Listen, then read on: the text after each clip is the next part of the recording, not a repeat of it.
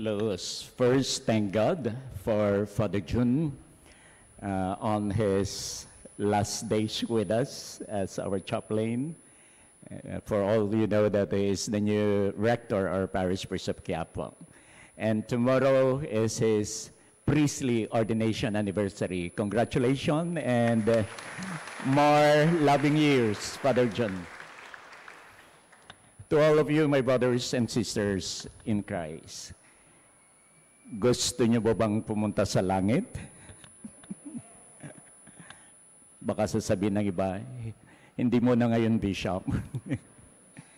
Mga kapatid, 3 points that we have to reflect on today's reading. The first is, if we really want to go to heaven, as the parable would tell us, let us be smart, be prudent, and have foresight. The second is that let us not only focus on our life here on earth, on material things, but especially devote ourselves to be connected with God through prayer. And the third, as we celebrate or we honor our secondary patron, Padre Pio, his life and witness will tell us what is the best way to be with Jesus, with God in heaven. To the first, alam niyo mga kapatid, in our combat of the COVID-19 pandemic, and I do believe that all of us are so smart. We are so creative in doing our best not to be infected by the virus COVID. Though probably some of us had and we survived. Not only because of prayers, family support, and medicine, but first and foremost, we did our best. So, yung mga kasama kong na-COVID din dyan ngayon, salamat sa Diyos. At nandito tayo ngayon, nagpupuri sa Diyos. Palapakan ng Panginoon po sa we survived. How smart is Pinoy? Galing Pinoy in facing this pandemic. Makita nyo na lang po nung usong-uso pa ang face shield, face mask, strict health protocol, social distancing. Lahat ginawa natin para lang hindi tayo magkasakit. And God has blessed us and help us to survive amidst the challenges of the ongoing pandemic. Kami po sa Abra, naalala niyo po sa Abra, July 27, na may dumating na hindi namin inasahan 7.0 magnitude na earthquake. Yung araw na yon ay birthday ni Bishop. Katatapos ko lang ho nag-mass sa cathedral, and thanks be to God that it not happened while we were having a mass sa cathedral. And after the mass, we shared the blessings of 62 years to all the todas around the cathedral. So, nagbahagi po kami ng pansit, long life, lahat ng mga tricycle drivers around the cathedral. Nung 8 o'clock na po, meron akong appointed meeting sa bahay, sa Bishop's house, with a priest and a seminarian from Quezon. And 8:30, while we were having meeting, 8:43 to be exact, biglang lumindol. Yung dalawang ka-meeting ko po, tinakbuhan ho ako. Nag-isa na lang ako sa room. Agad silang tumakbo, iniwan akong mag-isa. Pero ako po, gusto kong tumayo, pero hindi ako mapatayo. Pinapaupo ako because it was so strong at hindi po ganito yung earthquake, kundi paganyan po. Kaya gusto ko man tumayo, pinapaupo ako. And it scared me to death. Natatakot po ko yung mga cabinet doon sa aking ulunan ay baka mahulog. Pero awan ng Diyos po, nakaligtas kami lahat, yung mga staff sa Bishop's House. Ang karamihan lang po nasira mga simbahan, ang mga chapels, ang mga diocesan schools. May 5 namatay on that day, July 27, dahil sa landslide. Natabunan po sila habang sumasakay ng tricycle sa isang bundok. So, sabi nga nila po, very memorable ang birthday mo, Bishop, with a big bang. At may dumating na bisita na hindi nasaan. And this afternoon, 4:24, more than 4,000 na aftershocks. Kanina lang po, sinabi nila na meron na naman hong aftershock. So even in this time of pandemic, calamities, Pinoy, ang galing mo. Very smart, very creative, very enterprising. Like in the gospel today, Jesus in the parable, through the manager, the rich man, praised not the dishonesty ways of his steward, but how he really think of his future, kasi alam niyang sasasante na siya, at tinawag niya lahat ang may utang sa kanyang amo, at siguro po nalalaman niya rin ang mga kahirapan nila. So trying to befriend them, kung magkano yung utang niyo sa ating amo, babawasan ko.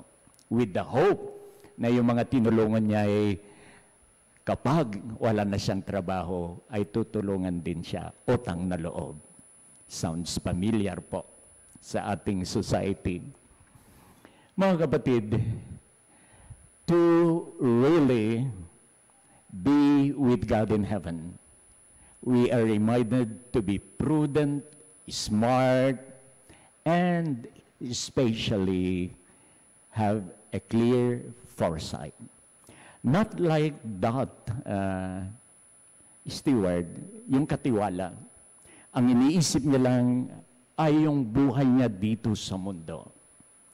But through the parable, Jesus tries to encourage us. Huwag lang kayong mag-isip sa makamundong buhay. Pero ang pinakamalaga, yung magdadala sa inyo sa buhay na walang hanggan. Buhay na punong-puno ng kaligayahan. Kaya nung tinanong ko po sa inyo, gusto nyo bang pumunta na sa langit? Pero sabi ng mga iba, hindi pa ho ngayon. Pero let us always be prudent, smart, at palaging not only think of this world, but especially that will lead us to heaven. Pangalawa po, in the second reading, St. Paul to Timothy encourages him to pray not only those whom you love, but for everyone. Sa pamamagitan pala po ng panalangin, ang patuloy nating pamumuhay na kasama natin ang Diyos.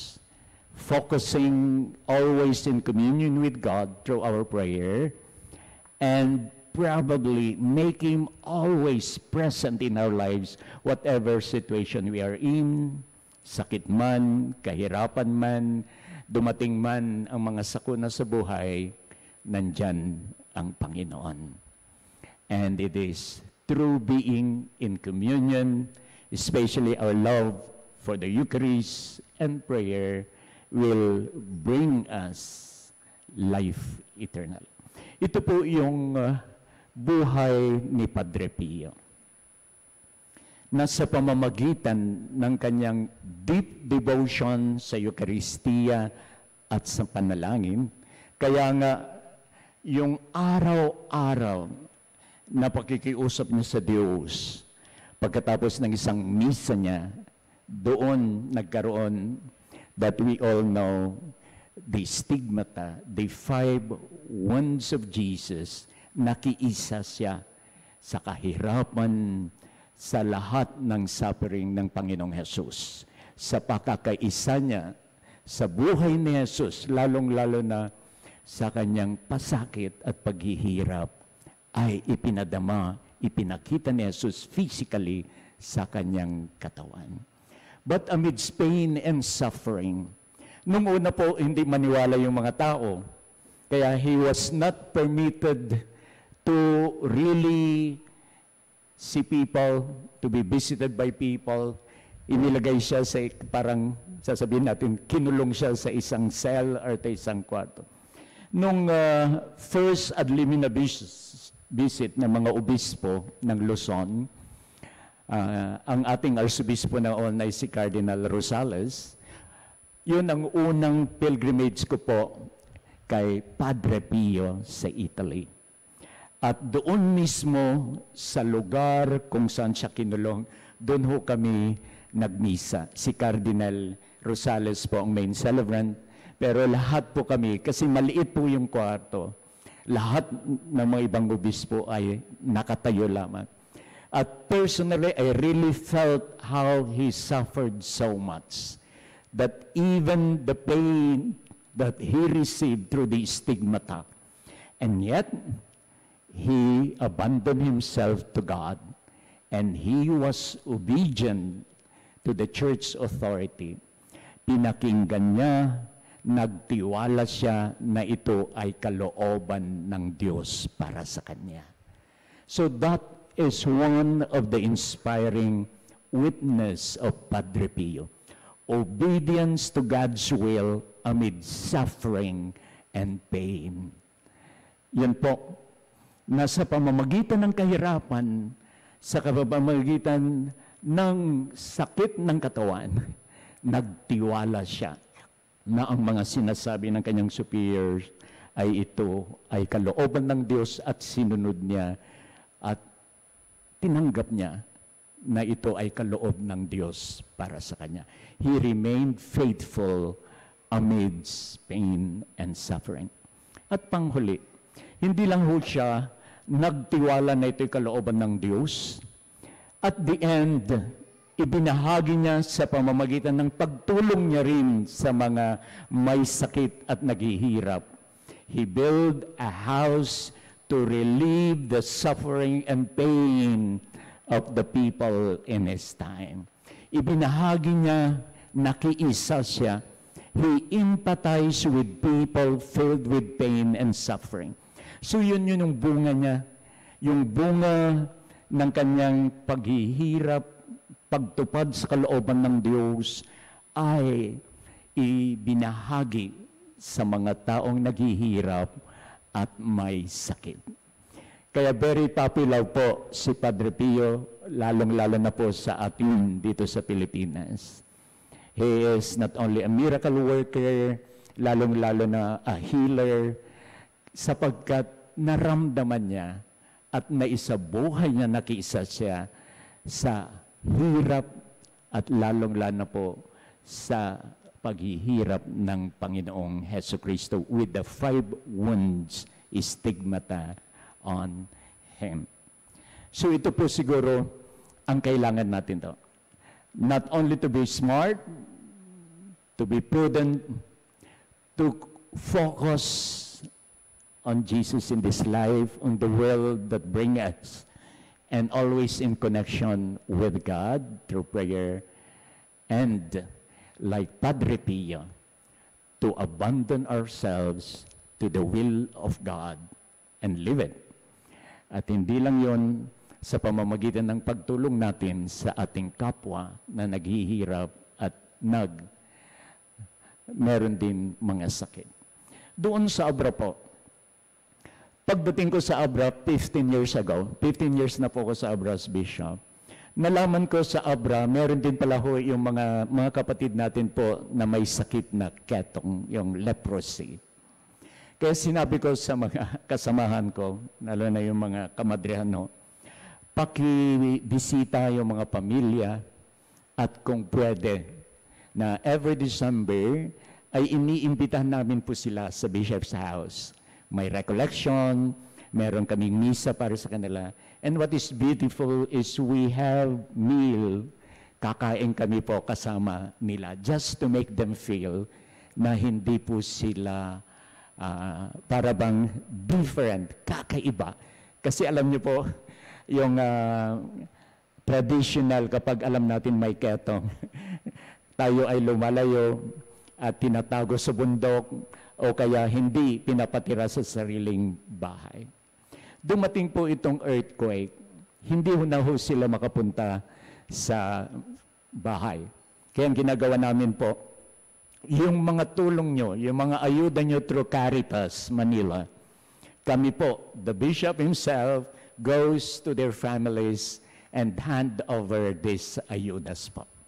So for those really to make them heal, na hindi lang naapektuhan ng earthquake, na hindi lang meron silang sakit, but yung pagbisita mismo ng obispo sa kanilang tahanan na isang miyembro ay may ketong, laking para bang tuwa na nakikiisa pa rin pala, meron din palang taong nagmamahal sa amin. At hindi lang po yung mga may lepers, the Hansonites, at pinuntahan din namin po yung mga nasa loob ng kulungan, hindi lang po yung mga sa provincial jail, but even those yung below 18 na mga kabataan sa Bahay Pag-asa. So ito po yung mga ginagawa namin, ibinabahagi kung ano man yung tulong na ibinigay niyo po through yung mga ayudas, through the Caritas. Maraming salamat po. Kaya nandito si Bishop Paul, galing sa Abra, na nagpapasalamat lalong-lalo na sa tulong ng Santo Niño Chapel through Caritas. So, Father John, thank you so much for the ayudas, for sharing your blessings. At lahat po kayo, alam ko na yung mga panahon na yan ay nagtawag ng second collection para sa Abra earthquake. At ito, tulad ni Santo Padre Pio, in spite of the pain of the suffering, hindi lang ito parang sinarili niya, kundi tumulong sa mga naghihirap, sa lahat na nagdadalamhati, sa lahat ng mga sakit. Nagpatayo siya ng isang hospital to relieve their pain and their suffering. So ito ho siguro, lumapit tayo sa Kanya, whatever pain, whatever suffering that we are in now. And I believe through His help, sa pamamagitan ng Kanyang panalangin, dadalhin niya tayo, makikilala natin ang Panginoong Jesus na magsasabi sa atin, pray, do not worry, have hope. Kaya sabi ni Padre Pio, my past I entrust it to God's mercy, my present into God's love, and my future I entrust it to God's providence. Sana ganun din ang panalangin natin mga kapatid. Ano bang sakit, ano mang kahirapan na dinadala natin ngayon, lapit tayo kay Padre Pio. At palaging sinasabi niya, huwag kang matakot. Kasama mong Panginoon at sama-sama tayong maglalakbay patungo sa kaharian niya. So ngayon mga kapatid, panghuli, gusto niyo po bang pumunta sa langit? Kasama natin ngayon si Padre Pio. Sa pamamagitan ng pagtitiwala sa kalooban ng Diyos, pagsasabuhay nito, sa pamamagitan ng panalangin at pagbabahagi sa lahat din naghihirap at may sakit sa buhay. God bless us, and may the Lord be always be in our hearts, in our lives, in our families, in our communities. As Pope Francis invites us to a synodal church, that we are all in communion, participating in the life and mission of Jesus. Sama-sama po tayo na hawak kamay tayong bilang isang pamilya ng simbahan na naglalakbay patungo sa langit. Siya nawa. God bless.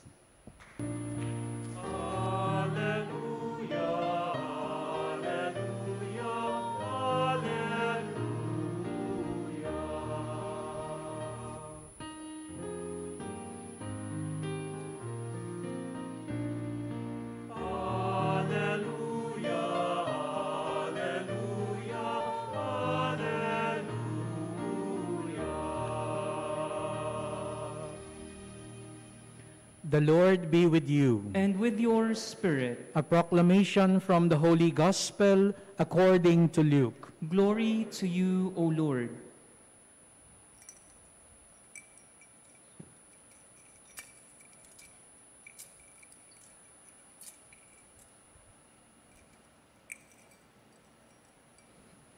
Jesus said to his disciples, "A rich man had a steward who was reported to him for squandering his property.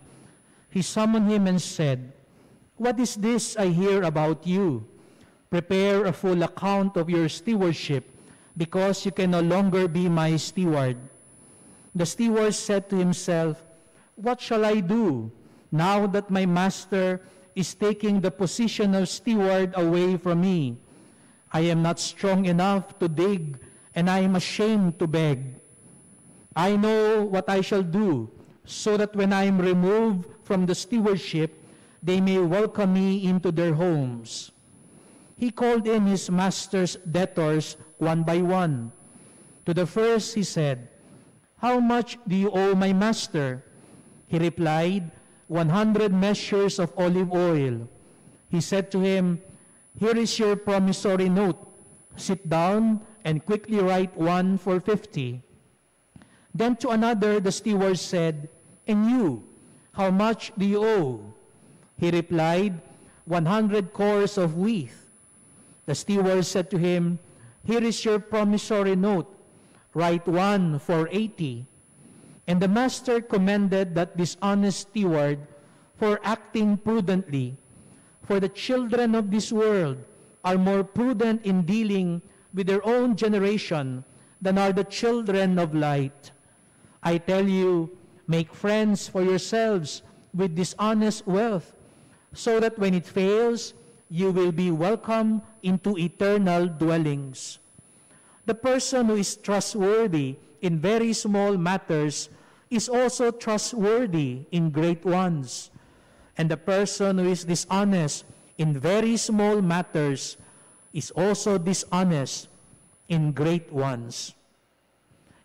If therefore you are not trustworthy with dishonest wealth, who will trust you with true wealth? If you are not trustworthy with what belongs to another, who will give you what is yours? No servant can serve two masters. He will either hate one and love the other, or be devoted to one and despise the other. You cannot serve both God and Mammon.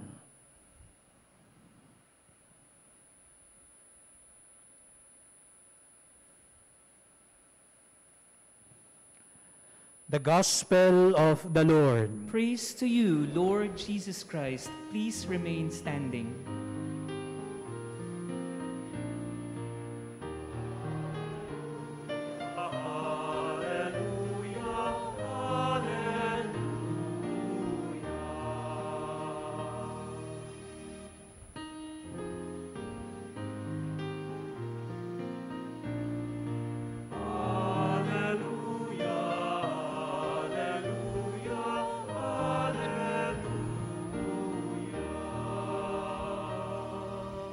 Please be seated.